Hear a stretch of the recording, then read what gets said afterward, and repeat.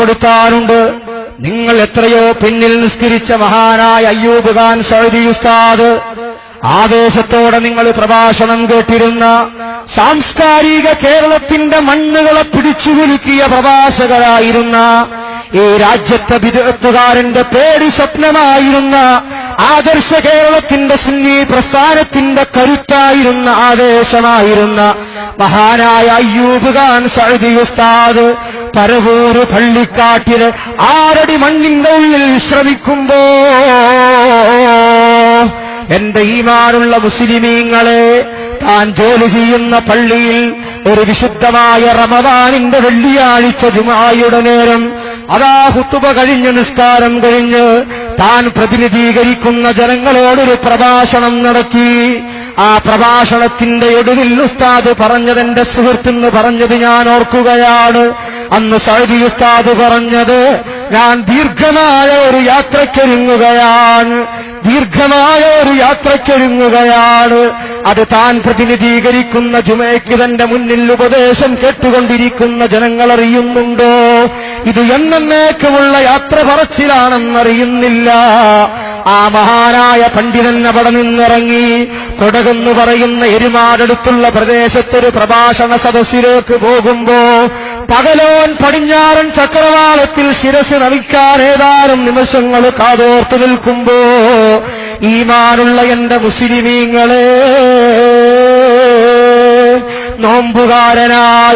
നോമ്പുകാരനായി പരിശുദ്ധമായ ജുമുഅ ദിവസം, പവിത്രമായ വെള്ളിയാഴ്ച ദിവസം ഗർഭിണിയായ തന്റെ ഭാര്യയെ വിധവയാക്കി, തന്റെ പൊന്നുമക്കളെ അനാഥരാക്കി, തന്റെ ഒരു കുടുംബത്തെ മുഴുവനും കണ്ണുനീരിലാക്കി, ഈ കേരളക്കരയിലെ 10,000 സുന്നി പ്രസ്ഥാനത്തിന്റെ പ്രവർത്തകരെ ഹൃദയത്തിൽ കുത്തിനോവിപ്പിച്ചുകൊണ്ട് ഈ നാടിന്റെ വിളക്കായിരുന്ന കേരളത്തിന്റെ പ്രഭാഷകൻ മഹാനായ അയ്യൂബ് ഖാൻ സഅദി ഉസ്താദ് ലോകത്തോട് വിട പറഞ്ഞു പോയില്ലയോ?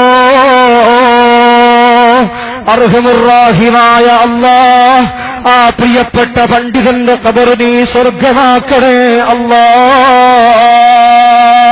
ഞങ്ങളുടെ നാട്ടിൽ ഇമാമത്തു നിന്ന പണ്ഡിതനാണ്, ഉപദേശം നൽകിയ പണ്ഡിതനാണ്. നാളെ സ്വർഗത്തിൽ അവിടത്തെ ഉപദേശം കേൾക്കാൻ അവസരം നൽകണേ അല്ലാഹ്. ജീവിച്ചു കൊതി തീരാത്ത ചെറുപ്പക്കാരനല്ലയോ? 38 വയസ്സ് മാത്രം പ്രായമുള്ള, എന്റെ മുന്നിലുള്ള ചെറുപ്പക്കാരന്റെ പ്രായമുള്ള, തുടിപ്പും മിടിപ്പുമുള്ള, ഓജസ്സും തേജസ്സുമുള്ള ഒരു ചെറുപ്പക്കാരനായ യുവപണ്ഡിതൻ വിശ്രമിക്കുന്നതെവിടെയാണ് മുസൽമാൻ? ഖബറിലല്ലയോ? സ്വദേശമാകുന്ന വീട്ടിലല്ലയോ? അന്ന് അയ്യൂബ് ഖാൻ സഅദി ഉസ്താദ് ലോകത്തോട് വിട പറയുമ്പോ, ആ പ്രിയപ്പെട്ട പണ്ഡിതന്റെ ഭാര്യ ഗർഭിണിയാണ്. ആ പെണ്ണ് പ്രസവിച്ചു കുറച്ച് വർഷങ്ങൾ കഴിയുമ്പോ, എന്റെ ഉപ്പയാരാണ്? എന്റെ ഉപ്പ എവിടെയാണ്? ആ പൊന്നുമ്മാന്റെ മുഖത്തു നോക്കി പൊന്നുമോൻ ചോദിച്ചാൽ, ആ പെണ്ണ് ആരെ കാട്ടിക്കൊടുക്കാനാണ്? ആരെ കാണിച്ചു കൊടുക്കാനാണ്? അതുകൊണ്ട് യുവാക്കളെ, എന്റെ പ്രിയപ്പെട്ട സഹോദരങ്ങളെ,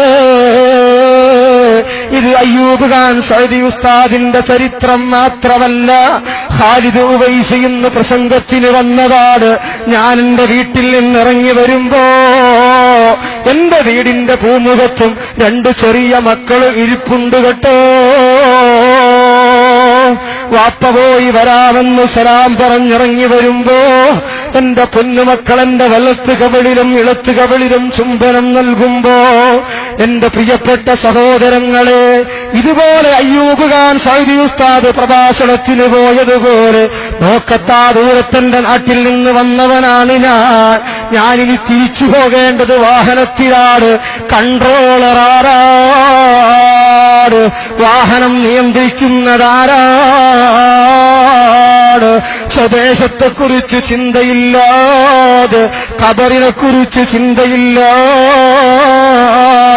മരിക്കണമെന്ന ബോധമില്ലാതെ ഞാനങ്ങ് ജീവിച്ചു പോയാൽ,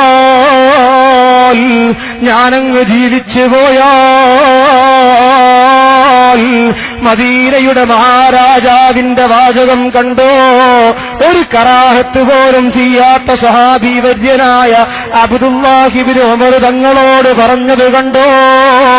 വഉദ്ദ നഫ്സക മിൻ അസ്ഹാബിൽ ഖുബൂർ, ഇന്നല്ലെങ്കിൽ നാളെ നിന്റെ വിശ്രമ കേന്ദ്രം ഖബറാണ് അബ്ദുല്ലാ. എന്റെ ശബ്ദശൈലിയിലേക്ക് നിങ്ങൾ നോക്കരുത്, എന്റെ വാചകങ്ങളുടെ സാഹിത്യങ്ങളിലേക്ക് നോക്കരുത്.